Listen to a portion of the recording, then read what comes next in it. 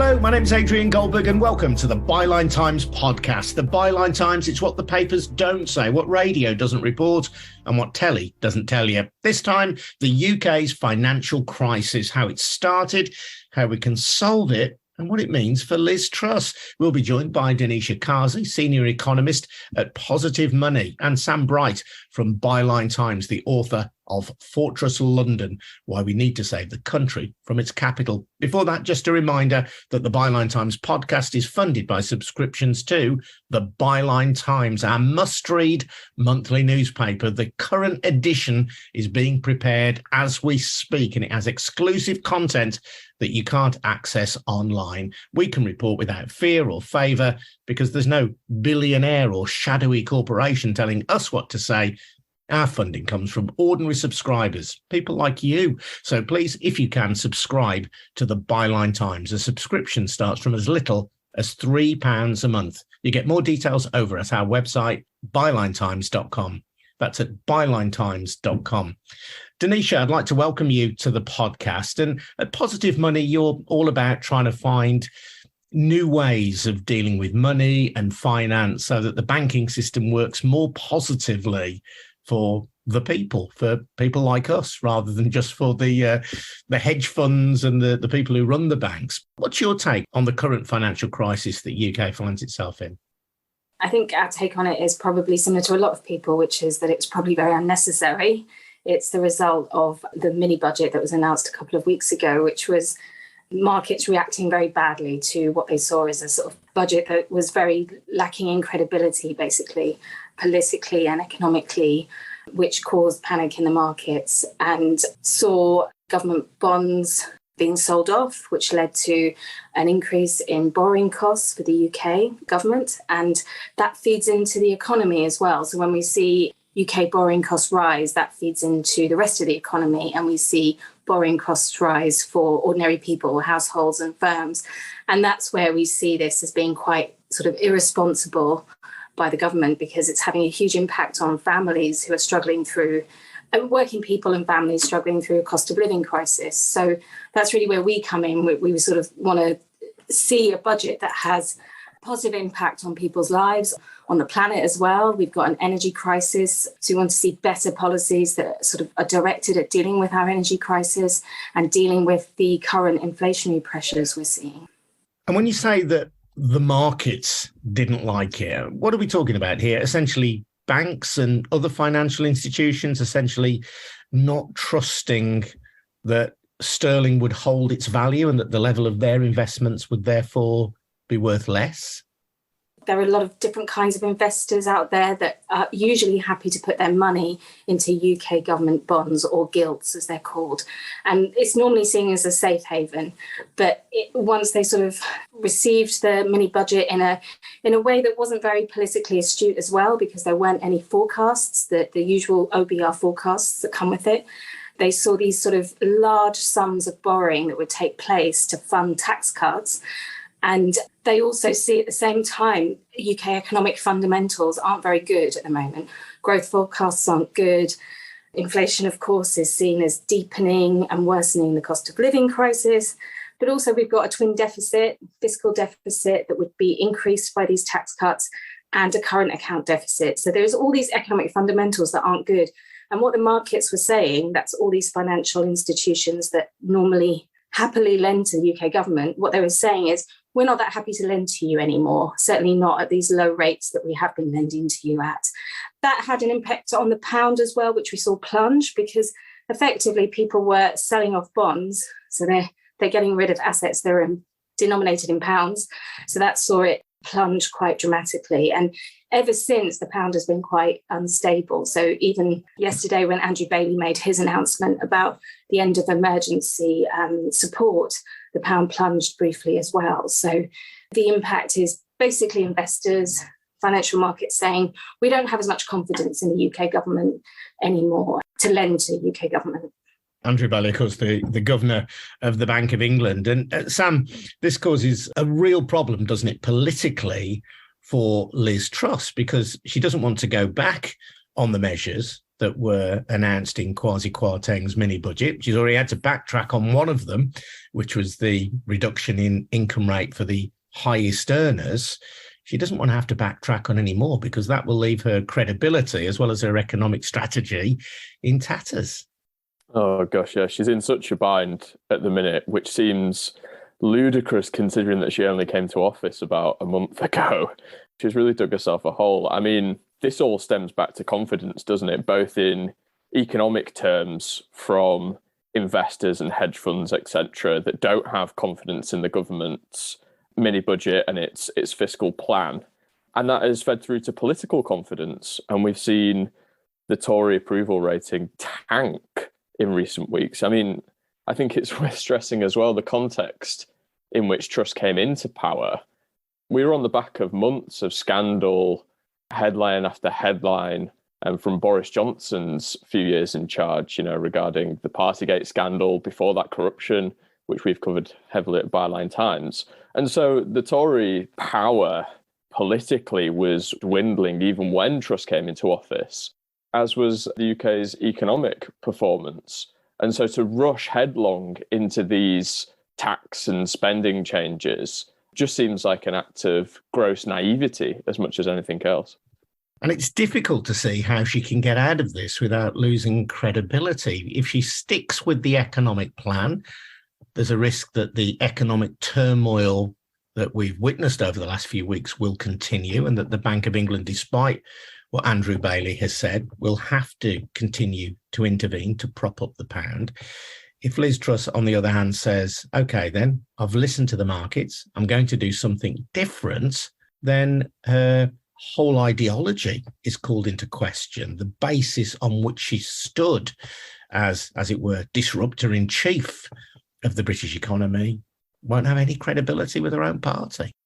Yes, and some have suggested that the solution to this might be to find a fall guy, someone to blame for this mess, and that person potentially being the Chancellor Kwasi Karteng. But I mean, even that could have a majorly disruptive impact on the market. You can't imagine a Chancellor lasting 5 or 6 weeks going down particularly well amongst investors.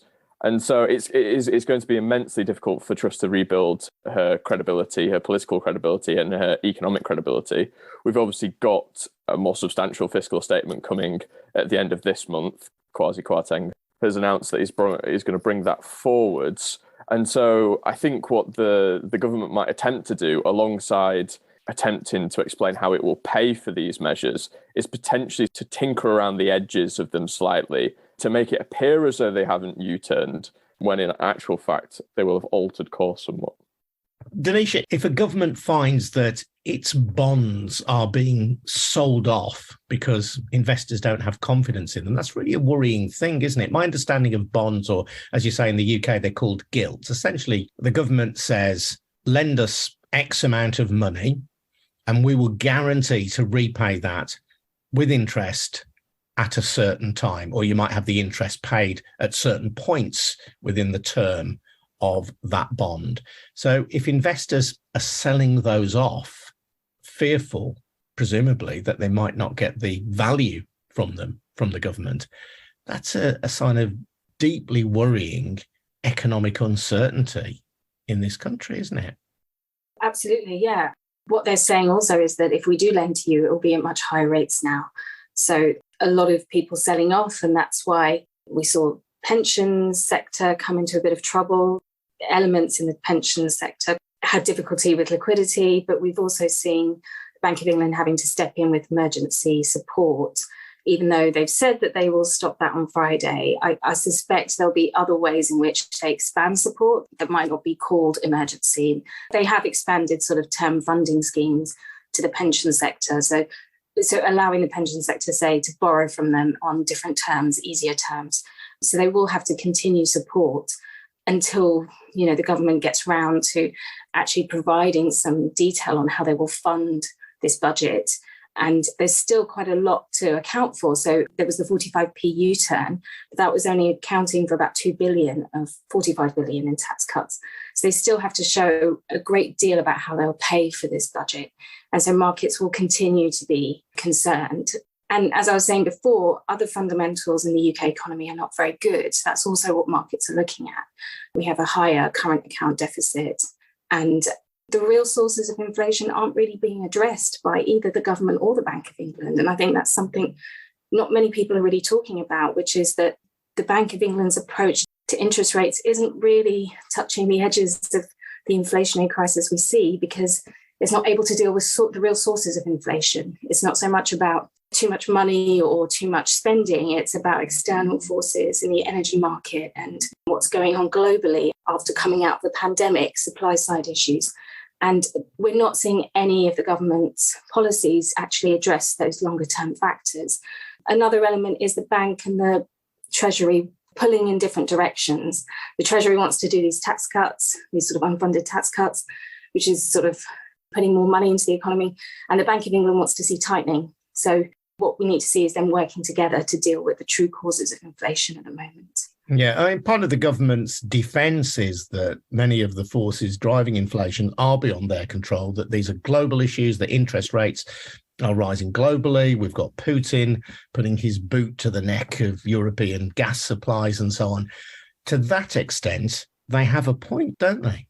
On the surface, it might sound like they have a point. I mean, yes, interest rates are rising across many countries at the moment, but certainly there hasn't been the reaction by the markets to other countries the way they reacted to our country. So that was definitely a very uniquely British response to the budget. In terms of the energy crisis, yes, this is happening across the world, but the reality is that there are options for us. There are policies that will allow us to deal with this in terms of the long-term strategic approach to the energy sector, to shifting to renewables and planning for our energy needs in a different way. And the longer we kind of put off those policies, the more they become difficult to implement. In terms of immediate support, there are options as well there that the government's refusing to sort of consider, which is targeted support to the most vulnerable, those on the lowest incomes, those on universal credit, the sort of struggling families. That would make a lot more sense than tax cuts for the rich. And I think the markets really recognise that the budget didn't really touch the edges of this. Sam, some of the moves that the government have made in recent days, including capping the price of energy. Now, on the face of it, many people would cheer for that. But if you're capping the price of renewable energy, that means you make it harder for green energy companies to make a profit, to invest in more green energy. We've seen the moves against having solar panels on farms. So the kind of changes that we could be making to wrestle back control of our energy supplies are in the opposite direction of the policies being promoted by Liz Truss.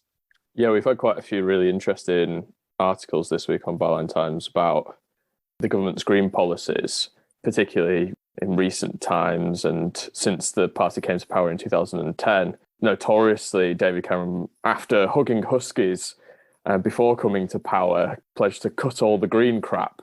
And so there wasn't nearly enough investment in retrofitting of homes, in insulation of homes, in the basic fundamentals of developing a renewable energy system that was fit for the 21st century. And now that we've seen COP last year, which I think most people would recognise as probably one of Boris Johnson's leading achievements. He didn't have many, but one of them, I think, was that he was particularly strong on the green agenda. It was a lot of rhetoric from the government, but there was some substance backing it up as well. And the problem is now, like you say, that Liz Truss seems averse for some reason to this sort of innovation that her philosophy on politics would, you'd think, lend itself towards. She's all about facilitating the market to enhance technology and to become entrepreneurial and for Britain to lead the way in the modern world. And yet, like you say, she seems to have quite a medieval attitude to particularly solar panels. And we've got an article coming up in the next couple of days that shows that there's quite a powerful anti-green lobby within the back rooms of the Conservative Party, within the Tufton Street think tanks, and particularly the Global Warming Policy Foundation, which is quite substantially backed by big Conservative donors, which we suggest, might be one of the reasons why Liz Truss is not quite so sympathetic towards the green agenda, because, as we know, she's very close to these Tufton Street groups. Danisha, there is something dysfunctional, isn't there, about our energy market? And when we've discussed the rising price of energy on the podcast before, this has been raised so that, for example, the international wholesale price of gas determines the price of electricity. So there has been talk, not only from people like Liz Truss, but people on the left, that we should sever that connection. But the practical impact of that will be to ensure that renewable energy companies will get smaller revenues from the energy that they sell, and that will hamper their ability to invest in new green energy projects. What's really important here is that we need to see the government making the right moves in the energy market. We need to see them being willing to invest in infrastructure and different kinds of companies and products being set up. The whole sort of long supply chain of renewables needs to be invested in by government. And that's the role government can play. They can play that sort of lender of last resort, I guess, and prop up these sectors and help them get over the initial difficulties of setting up and becoming profitable. That's the role government normally plays and has played historically in a lot of sectors. That's what we really need to be seeing. But also there are other elements to it, which I think Sam mentioned, which is all around the retrofitting, supporting households in terms of their energy needs and switching to less wasteful energy practices. So the government has a big role to play in the energy market and taking us away from a dependence on volatile fossil fuels. It's something that will take a long term. It's a strategic approach. It's not going to happen overnight. But there is just no sort of effort to make moves in that direction, which is worrying. And there have been suggestions in the last day or so, Sam, that if Liz Truss is forced to backtrack on Kwasi Karteng's emergency budget, perhaps he could be the fall guy, but perhaps Conservative backbench MPs will decide that she has to go as well. So suggestions that maybe Penny Mordaunt and Rishi Sunak might somehow assume power themselves. I mean, at what point do we say, yes, there's an element of this, which is the way we've always done things in Britain, but that actually we can't keep chopping and changing governments without the public having the right to elect democratically their own government. If Liz Truss, selected by the Conservative Party members, remember, not particularly popular amongst her own MPs when they voted for her, if she isn't fit for purpose in the eyes of the Conservative Party, can we really justify another Conservative government led by somebody else? It's balmy. It is properly balmy. The fact that they can continually play musical chairs in Downing Street and we're just spectators on the outside. And I see this repeatedly when I tweet about this issue. I articulate that view, Adrian, that we need a general election. I don't think that this government has a mandate. I don't think Liz Truss has a mandate to cut taxes and cut public spending. That is exactly the opposite of what Boris Johnson pledged in 2019 at the general election and in 2016, which was the foregrounding, essentially, of the 2019 general election. But people say, well, them the rules, them the breaks, as Boris Johnson famously said as he departed Downing Street. We simply don't have a system in which we can trigger a general election now without the government calling for it itself. And so I think this might lead to more fundamental claims about altering our democratic system to ensure that in future this can't happen again. Ensuring that we do have a democratic system, in fact. Danisha, economically, is there any way out of this for Liz Truss and Kwasi Karteng? The main response that we should get from them is to reverse the tax cuts that they propose that are unfunded and start looking at policies that sort of target support to the people that need it the most at the moment to get through the cost of living crisis, and also start looking at policies that would really address these inflationary pressures that are external. I don't think it's good enough to say that these are external so we can't deal with them. I think there are policies out there that have been suggested that can help with a long-term approach to taking us away from fossil fuels. Also, I think really importantly, they need to start thinking about showing that they have the willingness to put out the OBR forecast, put out kind of the funding, how they're going to fund their policies. So it's not just these tax cuts, but any budgetary practices they do put out. They need to show that they're willing to follow the protocol on that so that gives them credibility as well. And finally, I think the Bank of England also has to take steps as well, because their policies just aren't going to deal with the kind of crises we're facing at the moment, multiple crises. So the Bank of England sort of aggressively increasing interest rates isn't going to be helpful. It's going to take us into a deeper recession. So they also need to think about what kind of policies they can promote that would take us away from a recession. Things like credit guidance policies, things that ensure money is being directed to where it needs to go, investments in renewables and things like that, investments in small businesses, more support to small businesses through the financial sector. So not everything has to be hinged on just interest rate hikes, because that's going to really hit struggling families and businesses hard in the coming months. Thank you, Danisha. That's Danisha Kazi, senior economist at Positive Money. Thanks also to Sam Bright from the Byline Times and author of Fortress London, Why We Need to Save the Country from Its Capital. I'm Adrian Goldberg. You've been listening to the Byline Times podcast, funded by subscriptions to the Byline Times, our brilliant monthly newspaper. Do take out a subscription if you can. You get full details over at bylinetimes.com. We'll be back again soon. In the meantime, thanks for listening. We'll see you again soon. Cheers now. Bye-bye.